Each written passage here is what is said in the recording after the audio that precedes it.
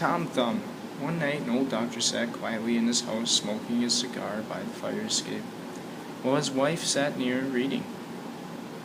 "How lonely is it, wife?" said he, as he puffed out a large smoke ring, for you and me to sit here by ourselves, without any maids to clean about and amuse us, while other people seem so gay and merry with their maids." "That which you say is very true, darling," said the wife, with a sigh, and turning her page. "How happy it would be if I had but one maid, if it were ever so small. No, even better, if it were no bigger than my thumb. I should be overly joyed." Strangely, shortly after, it came to pass that the old woman's wish came to pass, for not long afterwards she had found on Angie's list a young maid who was quite diligent and quick, but was no bigger than a thumb. So as quickly as they talked it over, her and her husband hired her on the spot. They said to one another, "Well, we cannot say our wish didn't come true, and little as he is, we will work him to the bone." They gave him plenty of pay, but for all they could do, he never did anything, but kept just as lazy as he had been when he first arrived. Yet his eyes were sparkling, and soon he showed himself to be a clever little schemer, who always knew well what he was doing. One day, as the doctor was getting ready to go to the city to fetch some food, he said, "I wish there was someone to push the cart after me, because it would be nice to finish shopping earlier than later." "Oh, sir," cried Tom, "I will take care of that. I can cart those groceries for you." Then the man laughed, "Ha, ha, ha," and said, "Not happening, little man. You couldn't even reach up to the handle of a cart. That's the last thing you should be worried about." "Mister," said Tom, "if you were to only put me in the booster seat, I could tell you what to get." "Well," said the man, "we could try that, I guess." When the time came, the man harnessed Tom to the cart and gave Tom the list.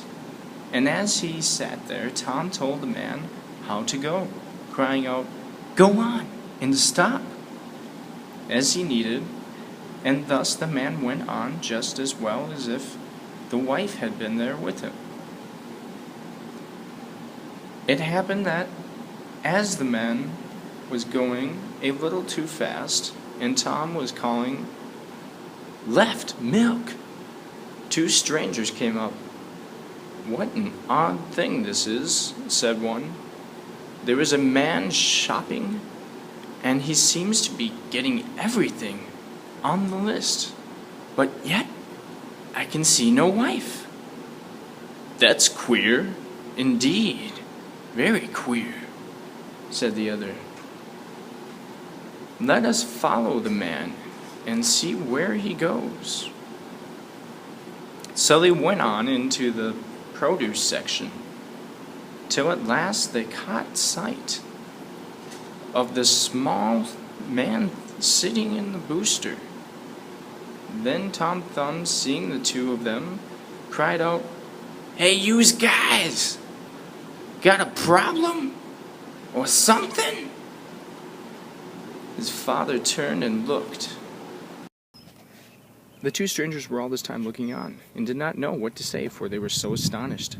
At last one took the other and said, "That little dwarf is what we will use to make our money, man.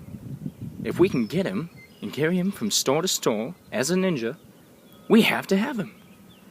So they went up to the doctor and asked him for what he would take for him.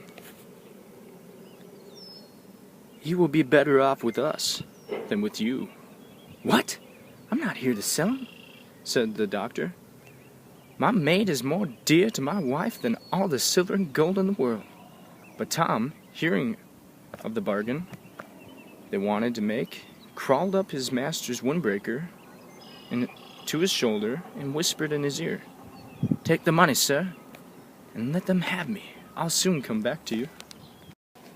So the man at last said he would sell Tom to the strangers for a large wad of cash. So they paid the price. "Where would you like to stay?" said one of them.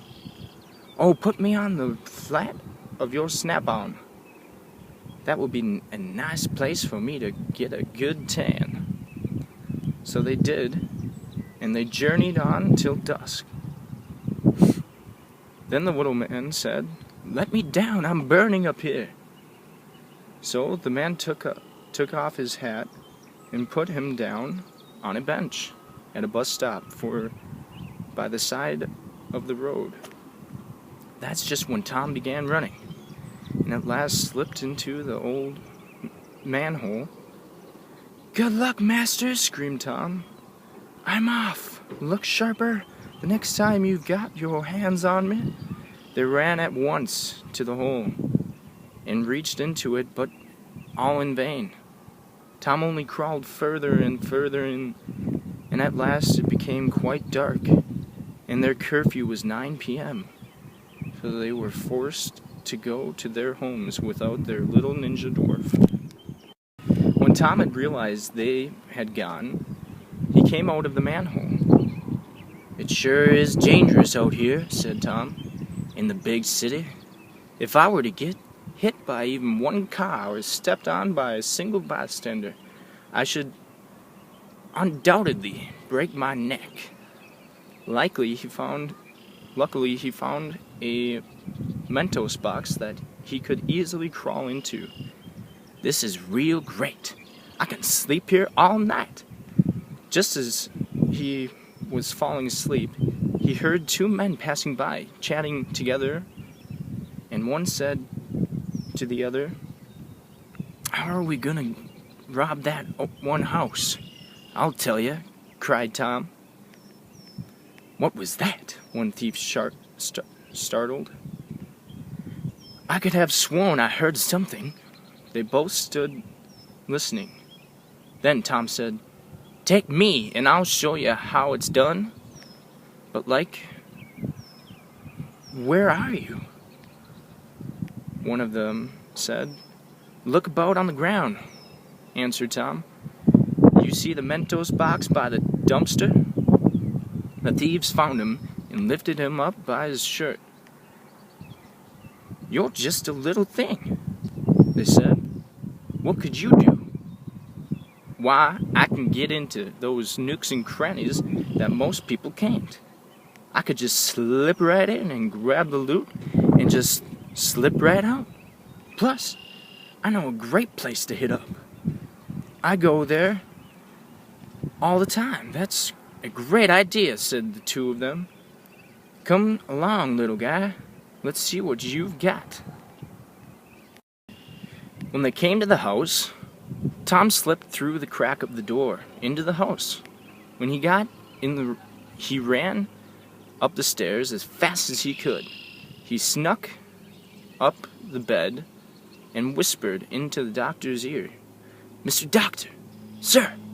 The doctor woke up, and with amazement, he grabbed the little man with his great big hands and hugged him tightly. "How did you ever get back?" "Well, you see, I took a hard road to follow, and on the way I met some rough and tough men that kept me down the wrong track of life, and I hated myself for it," Tom said. "So I thought I would trick these two thieves into bringing me here so I could make everything like it used to be." "So you mean that there are two thieves outside waiting to loot my house, and you just think they're going to just walk away? You're nuts, man. What were you thinking? You bring two criminals to my door and expect me to just tell them to go away?" said the doctor.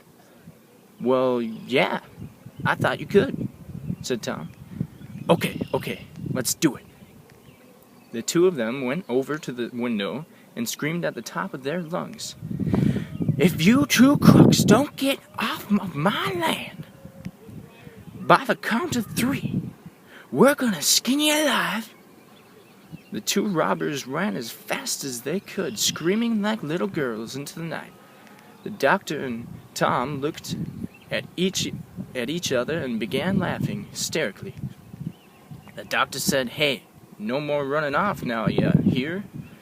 And Tom replied, "Sure thing, just as long as you don't go on and selling me to no crooks." "Okay, sure thing, little guy, sure thing." The end.